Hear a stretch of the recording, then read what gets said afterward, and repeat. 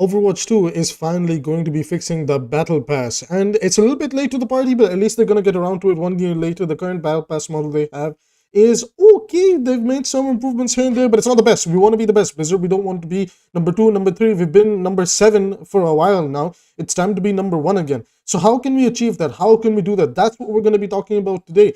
So, before we get into the video, guys, if you want to support the channel for free, I would really appreciate it if you guys hit the like and subscribe button. It helps with the algorithm, helps me get around, and it can help fund some Battlepass giveaways and all sorts of other things that I have planned coming to this channel very, very soon. So, if you're interested in keeping up with free giveaways and all sorts of other things, then literally just subscribe, and then in the next video or so, or in a bit when I figure it out, you can enter and you can get yourself a free Season 8 Battle Pass. You might be the one. Yes, you. It might be you. Okay, well, not him, not her, you. So if you're interested in that type of stuff, then feel free to subscribe and stick around. And Season 8, we're going to be giving away the 𝐒𝐈𝐈 Battle Pass. So if you get that Battle Pass, you get 𝐒𝐈𝐈 with it. It's going to be really, really interesting and fun.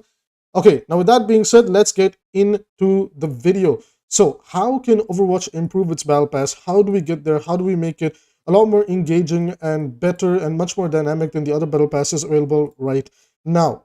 So before we get into the video, Overwatch 2's battle pass isn't the worst in the world, that's Valorant, and it isn't the best in the world, that's Fortnite. It's a little bit in between. Now we're going to talk about how to fix these problems, but before we do that, we need to address what is the problem with the battle pass itself. Maybe you're somebody that doesn't really pay attention to it. Maybe there's some things that you don't really care about. So I'm going to try and summarize those problems and then provide a solution to it. As usual, we do this unscripted because my brain is a flora of all sorts of webs of thoughts, and we're going to just spin them all over the place. So let's go. Starting off, what are the problems with the Battle Pass? Number one, the problem with the Battle Pass is by far that it doesn't give premium currency that you can then use to repurchase your Battle Pass. Now, for people that are not into the technicality side of things when it comes to these things, what am I talking about? Now, if you guys know in Overwatch, there's two currencies. There's the white currency, which is the legacy credits that you can use to buy any cosmetic that was already out in Overwatch 1 and not the Overwatch 2 stuff unless it appears in the anniversary shop. You know, that new shop that we've been talking about lately.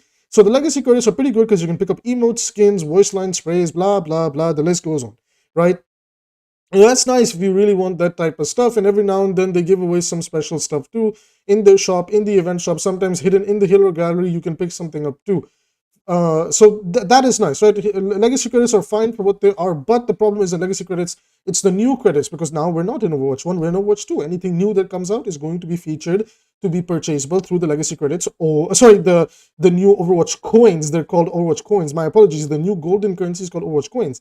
So coins is what we want a little bit, like, for ourselves. Now let me explain what is the best thing to do with the coins. First of all, currently, if you buy if you pay $10, you can usually get yourself a starter pack, which will also come with just enough coins to buy the battle pass, blah blah blah.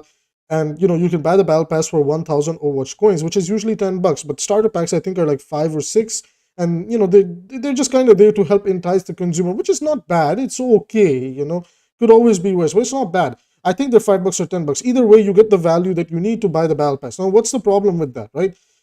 People like it if you're able to make back your money, right? If you're able to, like, okay, if I bought this battle pass once, if I finish it, I have more than enough Overwatch coins to buy the next battle pass. For example, I play Fortnite, right? In Fortnite, you can actually make back more V-Bucks than what you purchase as you progress through the premium battle pass, giving you money to spend in the shop and also giving you money to spend within, in the shop, and then, you have enough saved up for the next battle pass.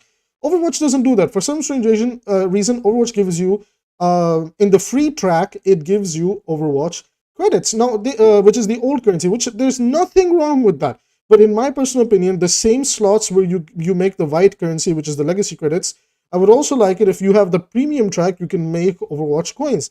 This way, you can make about 1,500 legacy credits to spend however you like, and you can also make, let's say, about maybe at the bare minimum you make 1K, so you can buy the next battle pass. Or come on, Blizzard, let's not be a little stingy. Maybe we can make about, let's say, 1,500, and then every 2 seasons, you can pick up a rare skin from the shop and things like that. That would feel a lot more better and a lot more rewarding, and it can easily win over some goodwill. Overwatch is a game where there are so many cosmetics for so many heroes. So if we can just make the consumer feel like they're making a little bit more than what they paid for, they're going to feel good about it. It might actually entice the consumer to spend a little bit more to make up for the value that they currently have and then buy something from the shop. Because that's how I feel whenever I spend money on a game like Fortnite, right? I'm like, oh, I'm just a few bucks off. So if I spend a little bit more, I can get this skin and complete my battle pass, etc., etc., and we go from there. So number one thing, Blizzard, that we need to do is allow people to make back their money. And if they don't want to spend the next battle pass, they should be able to spend it in the shop with the Overwatch coins.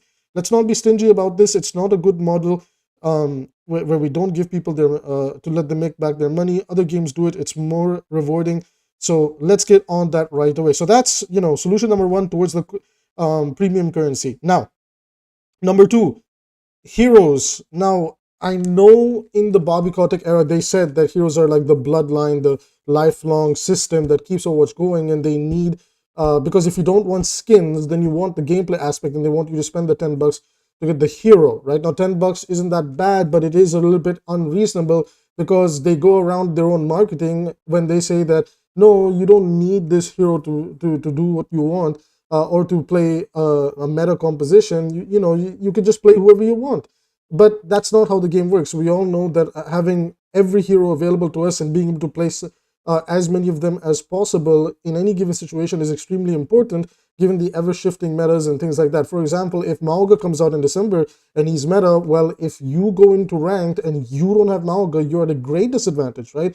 It's not like an agent in Valorant or another character in other games where the gunplay is streamlined. It's just like one thing. Everybody can have a Vandal. Everybody can have a Phantom. Everybody can, the gunplay is consistent. In Overwatch, the gunplay changes based on the hero. And with that, the kits that are being used on the field are extremely dynamic and interesting. So a character like 𝐒𝐈𝐓, let's just say if he becomes meta and you don't have 𝐒𝐈𝐓, you're at a great disadvantage. We can't go around that and say that, no, it is what it is. You can't do that. So number one thing I'd like to see is Blizzard, can we, in my personal opinion, remove the heroes from the Battle Pass and just let the heroes be available for everybody? And if they want to be super stingy about the heroes, just keep them to those hero challenges, but make them easier to do. And if somebody doesn't want to do them, they can pay $10, right? So the hero challenges could look something like win 10 games on tank, and then do the challenges in the practice zones like they always do and unlock that hero. But I don't think we should log them to Battle Pass. Actually, you know what? I take back what I said. They shouldn't even be in the store for you to buy. Just make all the heroes free. The heroes are basically the weapons that we're swapping out. Their ability kits are the things that are so crucial that we need to play the game. So please, please, please, please, with the Xbox and Microsoft vision kind of giving Blizzard a chance to do whatever they want, I really hope to see that all the heroes can be available for people to play. And instead, you can, in those spots, you can put like some big benefit in the Battle Pass, like, oh, okay, it's 𝐒𝐈𝐓 season. Well, there's, in the slot where you would get 𝐒𝐈𝐓, you can get a sick 𝐒𝐈𝐓 legendary skin or things like that, right? Like, let's just keep Battle Pass to be cosmetic and not gameplay related. And, I see this confusion that goes around a lot, and I feel like I'm going to make a separate video on this to separate these two terms and kind of, get the point out there. But guys, to the people that believe in this, cosmetics are not content. Content is a form of a gameplay that enhances the game in a new way for you to play or for you to experience. In a PvP setting, 𝐒𝐈𝐓 is new content because you get to play as a new character that can do new things, right? From an experience perspective, the new 3v3 tower defense, 3-player tower defense mode that's coming to the game, that is going to be a new PvE experience. That is content because that's actually new, right? These things are content. Cosmetic items are items that just add on to the flavor of the character that you're currently playing as. They don't actually enhance your gameplay in any way.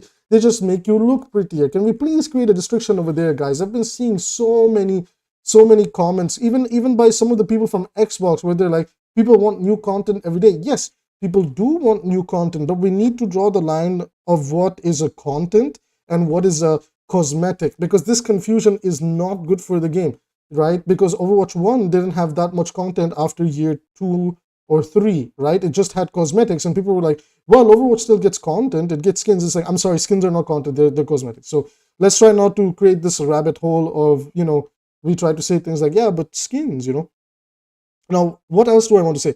Right, in regards to the Battle Pass and shop rework and everything that they have promised towards us and things like that, can we please bring back the event challenges? Those were some of the most fun times in Overwatch 1. Like for example, do you guys remember the Dr. Mercy event when we would get a short story that we could read on the websites, and alongside that there was an in-game event where you could play a few games, get some wins to double the progress and unlock some really fun cosmetics. We had Maestro Sigma, Mardi Gras Ash. Yeah, I might have mispronounced that. Sorry about that. We had the Combat Medic Baptiste, Bastet Anna. Why can we not bring these back? Like, I believe none of these unique story-related items have not come back yet. And in my personal opinion, to get some easy free will Blizzard, can we just bring them back and just as a side thing, like, hey, by the way, we're also like, welcome to the new season. We're also doing this little mini event rerun where you can get Dr. Mercy or Bastet Anna if you haven't gotten it already, because there's a lot of new players nowadays in Overwatch 2 that don't actually have that. So I don't see the point of gatekeeping stuff that was already free. Now, if you guys don't know, this event stuff should also be for themed events. If we go into Winter Wonderland, they should bring back Ugly Sweater 76. I love that skin, by the way. And they should allow it to be obtainable for free along with the rest of the icons and things like that, because those were free in Overwatch 1. Why are we trying to monetize that? They did this with some of the other obtainable event skins from Overwatch 1. They made them paid in Overwatch 2. That is a big no-no, Blizzard. Let's not do that. Let's get easy free will. These are old cosmetics that anybody with common sense would realize, wait a minute, I got this for free before, right? Sure, there might be some people that may want to pay for it, but if this was free to begin with, just bring it back, rerun the event, and it's easy goodwill and it's easy motivation to keep people invested into your game, because they want more players to stay committed to the game. So what better way to create an artificial way for players to be excited that, oh, I don't have Subnautica Zenyatta. I'm going to commit and play, and I want to get Subnautica Zenyatta. I'm sorry, I meant to say Submarine. I just said Subnautica. Subnautica, great game. If you haven't played it, it's a fantastic horror game. It lies to you. It tells you it's not a horror game, but it actually is. Check it out if you have the time. Anyways, ignoring the Zenyatta part, let's move, the Subnautica Zenyatta part, let's move on. So that's for the event stuff that I would like to see. We should have more free stuff to give away. Yes, they are technically doing that with the Twitch, the Twitch drops. They have the Amazon Prime stuff. But come on now, like, why, if I want something for my game in Overwatch, I should be able to obtain it from within Overwatch. Why do I have to get out of Overwatch to be able to obtain a Pharah skin that I like or a Torbjorn skin that I like, right? For example, this Captain Torbjorn skin on your screen right now, right? I had to watch a bunch of hours on Twitch. I don't have a problem with that. I love watching and supporting my other fellow content creators on Overwatch, and I like that. But if we were able to implement this into the game, let's have a challenge tree where it's like, okay, win 15 games with Torbjorn or Genji or Pharah or Tracer, etc., and unlock this unique skin that is locked into these challenges. Why don't we have stuff like that? It's easy free cosmetics, easy free goodwill to give away, easy ways to keep people committed to the game. And if we do like 1 or 2 skins in the challenge section for all of these heroes, it's another way to get people to sit down, learn those characters, and have fun with them. Imagine, even you can even do this with like the event skins. For example, let's say Mercy's Doctor skin, because it's a lore skin and things like that, you can make an excuse to make it for free. It can be locked into a challenge system where if you play Mercy and you win 15 games with her, you will unlock the Dr. Mercy legendary skin. We can do that. It's a good idea, right? It's a free way to win goodwill. And because your players are feeling rewarded, they are more likely to spend on your shop, because they're like, oh, Blizzard is kind of spoiling me with all these ways to get skins. I like this new skin that's in the shop. I might as well pay a little bit for it. I like Overwatch. It makes me feel good. It makes me feel happy. Therefore, I'm going to now make Blizzard feel happy and give them my money. Because me personally, me and my friends, and also some people we know in our Discord groups, we have this mentality about supporting a game if it supports its players first. So if we can develop an environment within the game where we can make the players feel loved, supported, and like, hey, if you do this, you can earn it. Hey, if you can do this, this and that, right? If we can kind of make the players feel like, hey, play our game, get somewhat good at it, and you'll get this thing. That's a good thing. That's a good thing. This is ways to improve the Battle Pass, the events, all the systems that go into, like, cosmetics, right? So we are talking about cosmetics. So, the events kind of play a part into it. Like, for example, they've not made, like, for example, like, we had the Doomfist skin that you could earn in the summer. We had that Junkrat skin that you could earn in the K-pop event. These are nice things. These are really nice things. I really like them, right? And they're let's be honest, most of them are just basically rares with basic asset and texture swaps. There's nothing too over the top, but we can give away some legendaries here and there too, right? And alongside that, the shop will always be littered with new skins. You have the battle pass littered with new skins. So, you know, the way I see this, like, when it comes to skins, Overwatch is never ever short-handed, right? So let's try to have like a better strategy when it comes to implementing these skins into the game and how we divide them, right? You can make your game feel so much more better to play and more rewarding to play when you create systems like what I suggested about, you know, giving hero challenges that, okay, let's say if you win 15 games with Mercy, you can unlock the Dr. Mercy skin, you can unlock Gladiator Reinhardt or something like, you know, you can make new skins along the line and do this type of stuff. Or even for the hero mastery that, hey, if you get at least 4 stars per map for the hero's mastery, you get a special skin. So now you're encouraging players to play that game, but this is how you can do that, you know? And it makes the game feel a lot more alive in the different aspects that aren't just the PvP, quick play, and unranked, right? Now you have people playing the arcade. Now you have people playing their mastery. So we need to make these things like feel better. And you know, I suggested some ways to do that. So we talked about the Overwatch coins. We talked about the skins, the event rewards, blah, blah, things like that, you know. And what I would like to see as a final thing is I would like to be able to see, like, you know, the shop be a little bit better thought out in the way that they present these skins. Now, for season 5 and season 4, with the Star Watch and like the fantasy theme, Dungeon and Dragon theme, whatever you want to call it, they did a really good job of, for example, the Battle Pass was basically the full fantasy theme. All the skins in there were completely fantasy, right? And the Star Watch event was pretty similar. Why is it that now in our current season, we promoted one theme and now the skins are all over the place? It's like, oh, welcome to Halloween. Here's these random 3 skins in the Battle Pass that have nothing to do with Halloween, right?